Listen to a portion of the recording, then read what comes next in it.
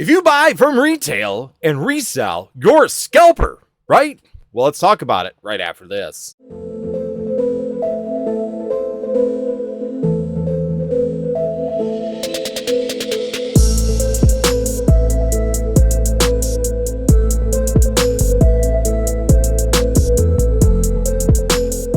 All right, everybody, I'm Andy with Northwoods TCG, and today we're going to go down the rabbit hole of what is considered scalping and what is just survival at this point in time. So today we're going to kind of break it down. We're going to have a discussion. Some of this might be a hot take. Some people might go in the comments and lose themselves into the anger that they've created here in this hobby.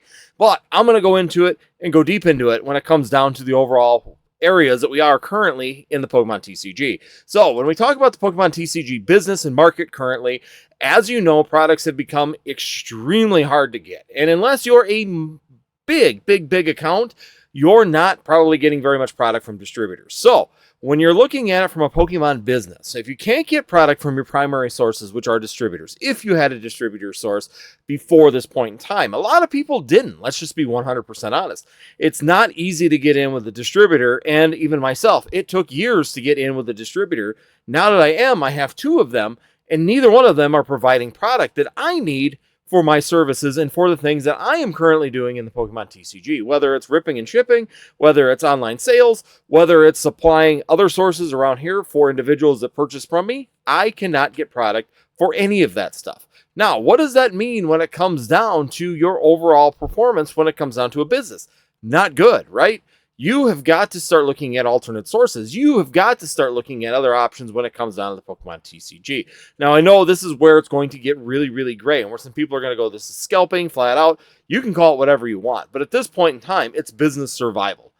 At the end of the day, you have to make the decision when it comes down to your Pokemon business, or if you are in a business situation, on what you need to do in order to survive, right? Some people have bills they have to pay, whether that's binder POS, insurances, whether or not they got websites, whether or not they have brick and mortar stores. They have to have product and sales and throughput in order to be able to pay these bills. That's just given, right? You don't want to be loading up on debt. I know some people and individuals are starting to take loans out in order to float their business across and give themselves an opportunity to potentially grow and have an opportunity to survive through this. Well, you don't want to be taking loans and taking stuff out to survive in this situation. So what are your real options? And when you're coming down to people that are screaming scalper for doing these practices, tell me, what are the options that you see for a business to be able to survive in this current market, unless you're someone like Danny Phantom or Catch 'em All Collectibles or Pokemon USA, where you're throughputting hundreds of thousands of dollars every 6 months, to someone like myself who's throughputting maybe $20,000 every 6 months to $30,000 every 6 months. It's a huge difference in the business schematic and how things work, and it really does give you preference to how much product you get from a distributor. I've applied now since Prismatic Evolutions. We've gone through Journey Together now. I'm looking at the next sets coming forward, and even Surging Sparks, all of which had been ridiculously cut in order to give supply to other sources, such as sports cards dealers. Right now, the distributors have no loyalty to an actual LGS. They have no loyalty to someone who's been purchasing them for many years. They have no loyalty. So them having no loyalty and a bigger account comes in and wants product, you lose product for that bigger account. That's just the way of the world right now. So what's the alternative? Well, I hate to say it, we start going to the stores. I know some people are going to get very angry about that. I'm doing the exact same thing. I got 70 sleeve blisters from my distributors. I've got 5 ETBs from a distributor, and I got 2 booster boxes of Journey Together from my distributor. So in order to run my business and continue to move forward, I have to start looking at alternative sources. I have to start looking at other options to be able to do that. And let's be 100% honest, MJ Holding, it's giving a great opportunity. Right now, they're restocking shelves. We're seeing a lot of product all of a sudden coming week for week. As you can see behind me, I'm starting to see, Paldea Evolved. I'm starting to see some of the Scarlet and Violet. I've got both the purple and the red ETBs. I've also been getting some of the Twilight Masquerade ETBs showing up in small quantities, along with something such as these mini tins for Crown Zenith and the tins over here. All of these have been kind of flowing through every so often. Now, this is where it comes down to an ethical problem for a lot of people, and I will agree for myself included. I do not clean off shelves. I'm going to be 100% honest. I could go through and buy everything in Walmart and be able to resell it at more price than what I paid for it. But I do have the ethical part of myself that says I leave some behind. So if, for example, the Scarlet Violet ETBs, I took half of what they had on the shelf, I left half behind. Same thing with any of the booster packs that you see behind me. Purchased them from Walmart, took half off the shelf, left half behind. That's just how I practice. And that's just me giving an ethical chance for other individuals.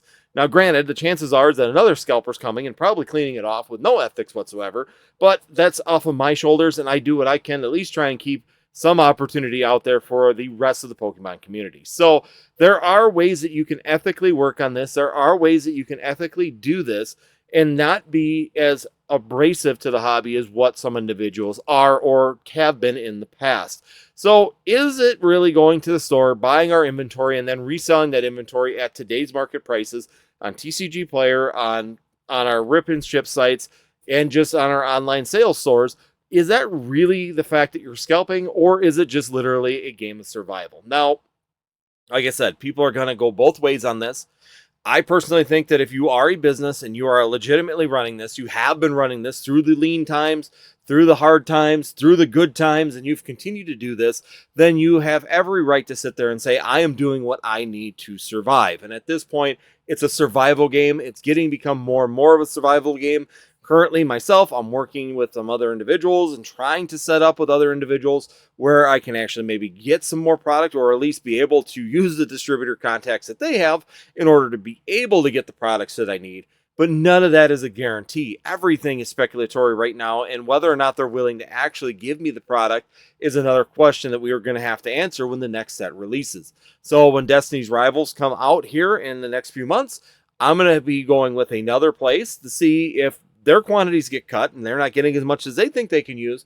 Are they going to actually deliver to me and give me a share of the product that I was looking for? Or are they going to sit there and say, sorry, I didn't get enough, so I'm not going to give it to you? And that's another situation that we'll have to get to when we get to that bridge. We'll have to decide how we're going to cross that and how we're going to move forward. So currently, Journey Together, very, very low allocations for someone my size. I know that was just across the board. Everybody said that their allocations was extremely low on that set, and we really haven't seen a big improvement ever since Prismatic. Even Surging Sparks way down when it came down to the availability of that particular set, and we really haven't seen a big gain on anything. Even the reprints that have been coming through have been lackluster. We sit there and look at Temporal Forces, barely anything in that particular reprint, and that's going to be an indication for what we're going to see for reprints.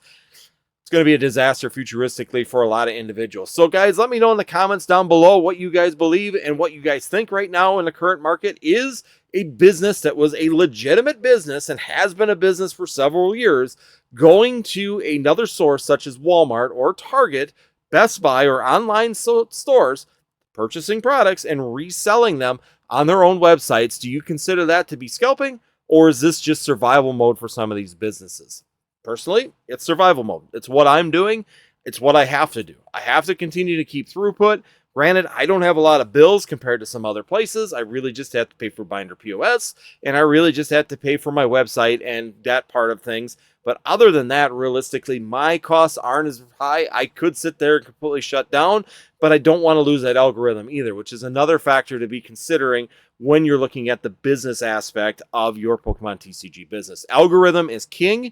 You need to keep that going, and where you get that throughput, how you get that product to do that throughput is kind of on survival mode at this point in time. I would love to just go buy from Distributor, sell at MSRP, make my markup, and just walk away from it happy with what the markups we were getting back with Scarlet and Violet base set all the way all through to Stellar Crown. All of those gave us that opportunity to do so. Now, survival mode is kicked in, and it has no real good look for a fix in sight. And I don't know if Destiny's Rival is going to have a ton of product available, and that's what they've been focusing on. I really hope so. I really hope that at some point on one of these sets we see a massive reprint, but we are currently not seeing any of that occur at this point in time. And all we do is we get the next set coming down the road, or we get a cool new UPC rather than more products. So it's definitely going to be an interesting situation to see if this ever rectifies at this point in time. Is Pokemon going to boost numbers to be able to give us the product that the businesses are needing, or are we going to have to continue to go onto the trenches, onto the ground, trying to find something to keep us going. So let me know in the comments down below what you guys think. If you made it this far in the video, make sure you guys hit that like button to help out the channel. Number 2, make sure you guys hit that subscribe button and join Northwoods TCG as we're trying to rebuild the channel and get things going. And last but not least, consider that channel membership. It's a great way to support the channel. And we also have merch down below, so check that out as well. Whether you want to do the Gengar made me do it, or it's always nice in the Northwoods, make sure you check them out. You can get hoodies or t-shirts. Otherwise, we hope to see you on our next video and live coming up on Tuesday at 9 p.m. Central Time here on Northwoods TCG.